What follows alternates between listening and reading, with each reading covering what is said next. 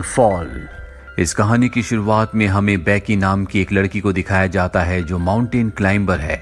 उसकी अभी अभी डैन से शादी हुई है।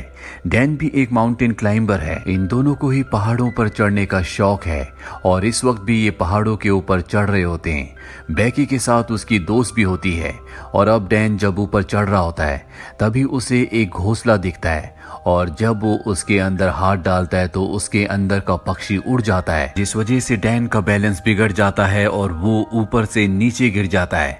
पर वो रस्सी से बंधा हुआ है, इसीलिए अब वो हवा में लटक गया है। अब ना वो ऊपर आ सकता है और ना ही नीचे।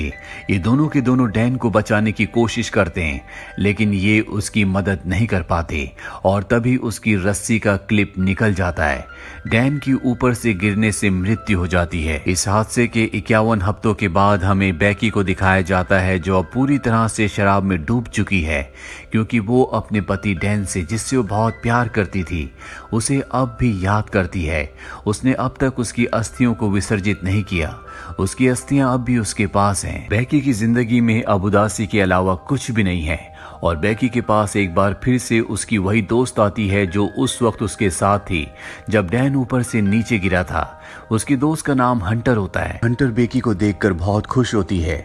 जब उसे पता चलता है कि बेकी ने अपनी जान लेने की भी कोशिश की तो वो बेकी से कहती है कि हमें दोबारा से क्लाइंबिंग करना चाहिए और इसके बाद वो अपने मोबाइल पर उसे एक टावर दिखाती है जो कि टीवी टावर है। ये टावर एक ऐसे भीड़ में होता है जहाँ पर इंसान बहुत कम जाते हैं और इस टावर की ऊंचाई होती है 2000 फीट। हालांकि बेकी इस जगह नहीं जाना चाहती और जब उसकी दोस्त हंटर कहती है कि उस टावर के ऊपर चढ़ने के बाद तुम डैन की राख को वहां से उड़ा देना, इससे उसकी आत्मा को शांति मिलेगी।